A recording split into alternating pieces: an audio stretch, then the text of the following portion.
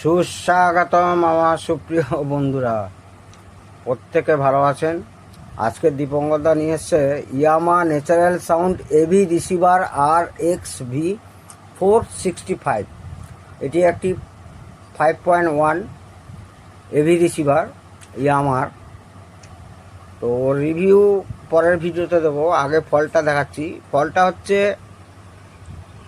যখনই volume increase করছে, volume increase করার সঙ্গে সঙ্গে এই জাস্ট 1 থেকে 2% যাচ্ছে, তখনই কিন্তু সেটা শাটডাউন হয়ে যাচ্ছে। অর্থাৎ কিনা এইখানে দেখাচ্ছি স্ট্যান্ড বাই হয়ে যাচ্ছে। তো সেখানে আমাদের প্রথমেই দেখতে হবে কতগুলো এর সেন্সার, অর্থাৎ কিনা ওভারলোড সেন্সার আছে। যেমন এখানে আছে, দেখাচ্ছি, এই বোর্ডটা সরাচ্ছি। এটা হচ্ছে ডিকোডার বোর্ড, এই বোর্ড থেকেই ম্যাক্সিমাম খারাপ হয়। এখানে আছে টেম্পারেচার সেন্সার, এই যে টেম্পারেচার সেন্সার। এবার আছে overload sensor, temperature sensor, over current sensor. আর কোনো কিছু ফল্ট হলে অটো শাটডাউন হবে, অর্থাৎ কিনা প্রোটেক্ট মোডে যাবে। তো আগে সেটটা খুব ভালো করে আপনাদের সার্ভিস করে নিতে হবে, আমি যেভাবে সার্ভিস করেছি। তারপরে প্রথমে এই যে সেন্সারগুলো আছে, যে সেন্সারগুলোর কথা বললাম, আরও ইত্যাদি নানা আছে, নানান ধরনের। তো সেই সেন্সারগুলো দেখতে হবে। প্লাস এই যে 5 ভোল্ট মাইক্রো কন্ট্রোলারকে চালাবার জন্য যে সাপ্লাইটা ইউজ করেছে SMPS, এটাকেও ভালো করে দেখতে হবে। দেখার পরে স্টেজ বাই স্টেজ আপনাদের এগোতে হবে যে কেন সেটটা প্রোটেক্ট মোডে যাচ্ছে। এই প্রোটেক্ট মোড ছাড়াবার জন্য আমি বারবার বলছি যে 6টা সেন্সার আছে, 6টা সেন্সার থেকেই কিন্তু যে কোনো একটা সেন্সার খারাপ থাকলেই প্রোটেক্ট মোড আপনারা পাবেন, অর্থাৎ কিনা সেটটা অটো স্ট্যান্ড বাই হয়ে যাবে। ঠিক আছে বন্ধুরা, অপেক্ষায় থাকুন। চ্যানেলটি ভালো লাগলে সাবস্ক্রাইব করুন, পরের ভিডিওর জন্য ওয়েট করুন। দীপঙ্করদা কীভাবে সমস্ত ফল্ট শর্ট আউট করলো এবং কীভাবে সলভ হলো সেটা অবশ্যই আপনাদের কাছে তুলে ধরবো।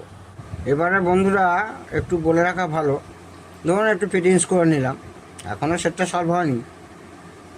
প্রথমত আমি যেগুলো বললাম একটু আগে, তার মধ্যে আপনাদের পাওয়ার সাপ্লাইটাও কিন্তু দেখে নিতে হবে। মানে এইখানে ধরুন যে কন্ডেন্সার আছে, মেন ক্যাপাসিটার যদি কোনো রকম উইক হয়ে যায়, ওই সেম প্রবলেমটা আসতে পারে যে ভলিউম তুলছেন তখন শাটডাউনের দিকে যাচ্ছে, শাটডাউন হয়েই যাচ্ছে।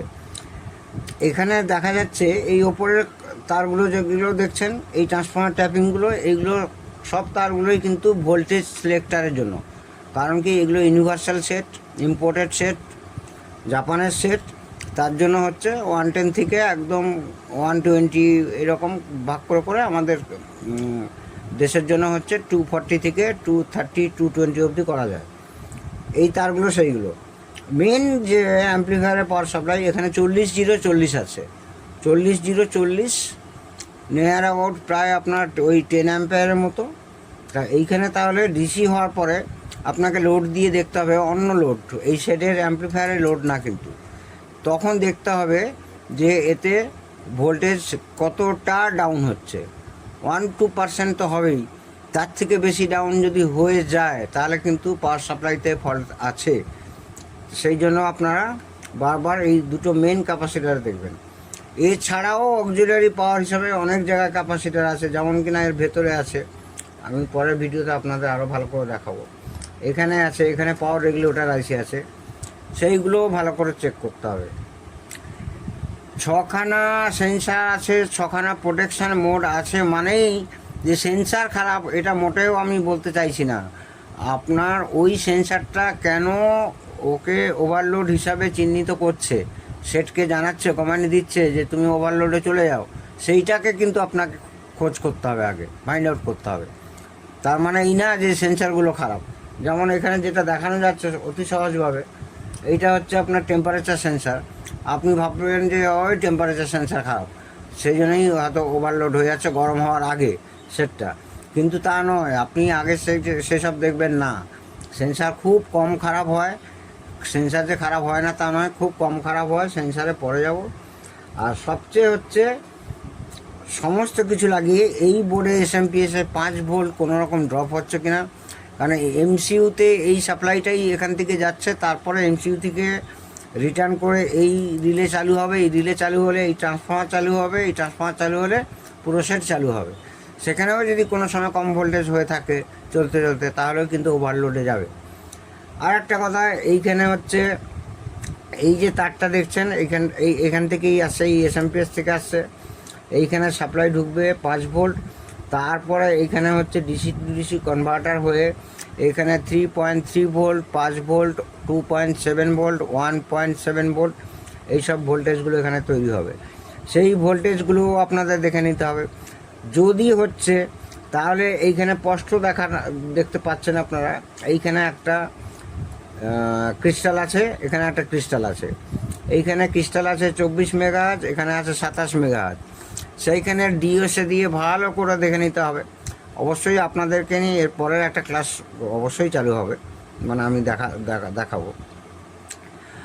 আর কিনা দেখতে হবে, অনেক সময় কি হয়, অনেকের ধারণা যে স্পিকারের রিলে খারাপ হয়ে গেল, রিলে ফিলে কিছু খারাপ হয় না। এই স্পিকার কানেক্টার যেখানে দেখছেন, এইখানে কোনো পোর্ট লুজ হয়ে আছে কিনা, কোনো লুজ হয়ে থাকলে কিন্তু এরকম হয়। এই রিলে আমি আজ পর্যন্ত 35 বছরের এক্সপিরিয়েন্স আমি বলছি, রিলে এই যে সমস্ত এখানে একটা দুটো আরও নিচে আছে, 6খানা চ্যানেলের জন্য সবকটা রিলে আছে। তো ওই রিলে লুজ হয়ে গেল, মুখ হয়ে গেল, এসব আমি তো অন্তত পাইনি। মেন হচ্ছে আপনারা পাওয়ার সাপ্লাইয়ের দিকে ঝোঁক নেবেন, তারপরে এই বোর্ডটা চেক করবেন। আমি যেভাবে বলছি, এখানে কত মেগাহার্জ, এখানে কত মেগাহার্জ, যত মেগাহার্জের ক্রিস্টাল আছে তত মেগাহার্জই আপনি ডিওসতে দেখতে পাবেন। আর ট্রান্সফর্মারটা চেক করা তেমন কিছু ব্যাপার না, কারণ ট্রান্সফর্মারটা হচ্ছে সলিড, এই ট্রান্সফর্মার হচ্ছে খারাপ হয়ই না বলতে গেলে। ব্যান্ডো যেটা সনি ব্যবহার করে। আর এখানে আর একটু বলে দিই, এখানে দুটো এসটিকে আছে, একটা 3টে চ্যানেলের জন্য, একটা হয়ে গেল মানে 3টে অ্যাম্পলিফায়ার, 3টে চ্যানেলের জন্য 3টে অ্যাম্পলিফায়ার নিয়ে একটা এসটিকে, আর বাকি থাকলো দুটো চ্যানেল হচ্ছে একটা স্টিরিও, সিম্পল স্টিরিও এসটিকে লাগানো আছে এখানে, যেটা কিনা হচ্ছে দুটো চ্যানেলের জন্য কাজ হচ্ছে।